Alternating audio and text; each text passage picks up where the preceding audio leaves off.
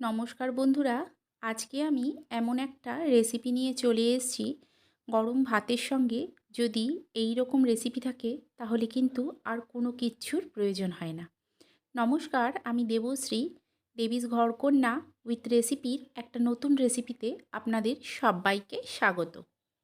আজকে আমি আপনাদের জন্য দুর্দান্ত স্বাদের মুসুর ডালের এই রেসিপিটা নিয়ে চলে এসেছি। আপনাদের যদি এই রেসিপিটা ভালো লেগে থাকে তাহলে লাইক করে দেবেন, বন্ধুবান্ধবদের মধ্যে শেয়ার করে দেবেন, কমেন্ট করে জানাবেন যে কেমন লাগলো। আর চ্যানেলটাকে অবশ্যই সাবস্ক্রাইব করে দিয়ে পাশে থাকা বেল আইকনটা প্রেস করে দেবেন, যাতে নতুন কোনো ভিডিও দিলেই সবার আগে আপনার কাছে পৌঁছে যায়। এটা বানানোর জন্য এখানে দেখুন নিয়ে নিয়েছি আমি পেঁয়াজ। একটা বড় সাইজের পেঁয়াজ নিয়েছি। যদি পেঁয়াজের সাইজটা ছোট হয় তাহলে আপনারা দুটো পেঁয়াজও নিতে পারেন। দেখুন ঠিক এই রকমভাবে সরু সরু করে পেঁয়াজগুলোকে কেটে নিতে হবে। সমস্ত পেঁয়াজটাকেই দেখুন ঠিক এই রকমভাবে আমি কেটে নেব।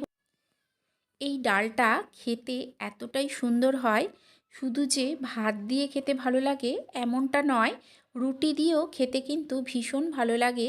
দেখুন সমস্ত পেঁয়াজগুলোকেই আমি কেটে নিচ্ছি। আপনাদের যদি মনে হয় ছুরি দিয়ে কাটতে অসুবিধা হচ্ছে তাহলে আপনারা বটি দিয়েও কেটে নিতে পারেন। এখানে দেখুন সমস্ত পেঁয়াজটাকেই আমি কেটে নিয়েছি, কেটে রেখেছি। এখানে দেখুন আমি একটা বাটিতে নিয়ে নিচ্ছি 1 কাপ মুসুর ডাল। আপনারা যতটুকু ডাল বানাবেন সেই অনুযায়ী ডালের পরিমাণটা বাড়িয়ে অথবা কমিয়ে নিতে পারেন। প্রথমেই 2-3 বার জল পাল্টে ডালটাকে ভালো করে ধুয়ে নেব। দেখুন ডালটা আমি ধুয়ে নিয়েছি। ধুয়ে এর মধ্যে দিয়ে দিচ্ছি দেখুন যে পেঁয়াজটা কুচি করে রেখেছিলাম তার থেকে অর্ধেকটা। পুরো পেঁয়াজটা আমি দেব না, অর্ধেকটা পেঁয়াজ দিয়ে দিচ্ছি দেখুন লবণ, আর দিয়ে দিচ্ছি 1/2 চামচ হলুদ। এর সঙ্গে দিয়ে দেব কিছুটা সর্ষের তেল। তেলটা অবশ্যই সর্ষের তেল দেওয়ার চেষ্টা করবেন, তাহলে খেতে ভালো লাগে। দেখুন সর্ষের তেলটা দিয়ে সমস্ত কিছুকে খুব ভালো করে মুসুর ডালের সঙ্গে ঠিক এইভাবে মেখে নিতে হবে। খুব ভালো করে পেঁয়াজের সঙ্গে লবণ, হলুদ আর সর্ষের তেল দিয়ে মুসুর ডালটাকে মেখে নিয়ে এটাকে আমি কিছুক্ষণ রেখে দেব। 15 মিনিট পর আমি এখানে একটা কড়াইতে কিছুটা জল গরম বসিয়ে দিয়েছি। এখন এতে দিয়ে দিলাম সমস্ত মেখে রাখা ডালটা, সঙ্গে দিয়ে দিলাম 2টো কাঁচা লঙ্কা। দিয়ে খুব ভালো করে মিশিয়ে নিয়ে ডালটাকে সেদ্ধ হতে দিতে হবে। গ্যাসের ফ্লেমটা মিডিয়ামে করে এটাকে আমি হতে দিয়েছি। কিছুক্ষণ পর দেখবেন এর ধারে ঠিক এইভাবে ফেনার মতো মুসুর ডালের কিছু ময়লা থাকে, সেগুলো এইভাবে জমে যায়। এগুলোকে তুলে ফেলে দিতে হবে। সমস্ত ডালের এই ফেনাগুলোকে তুলে ডালটাকে পরিষ্কার করে নেব। দিয়ে ডালটাকে আমি সেদ্ধ হতে দেব। দেখুন কিছুক্ষণ আমি ডালটাকে সেদ্ধ করে নিয়েছি। ডালটা প্রায় সেদ্ধ হয়ে এসছে। এখানে 80% মতো সেদ্ধ হয়ে গেছে। আমি আপনাদের দেখিয়ে দিচ্ছি।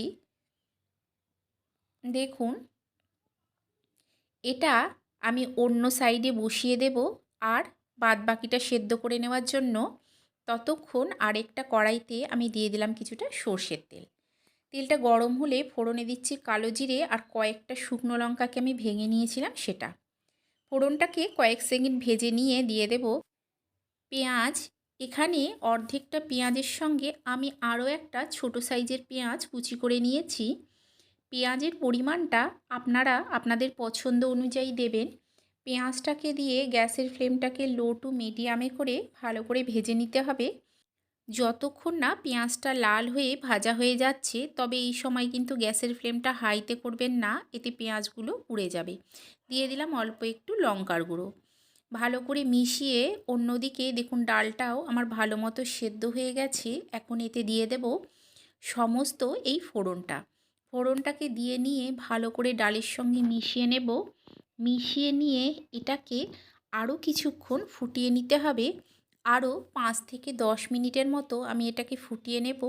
এতে কি হবে, পেঁয়াজের যে সুন্দর গন্ধটা ডালের মধ্যে খুব সুন্দরভাবে মিশে যাবে। দেখুন এখন এতে দিয়ে দিচ্ছি আমি স্বাদ অনুযায়ী লবণ। লবণটা আপনারা আপনাদের স্বাদ অনুযায়ী দেবেন। তৈরি হয়ে গেছে এই ডাল। আপনারা অবশ্যই একবার এইভাবে বানিয়ে খাবেন, আশা করছি আপনাদেরও ভালো লাগবে। তাহলে চলুন আপনাদের সঙ্গে দেখা হবে আরও একটা নতুন ভিডিও নিয়ে।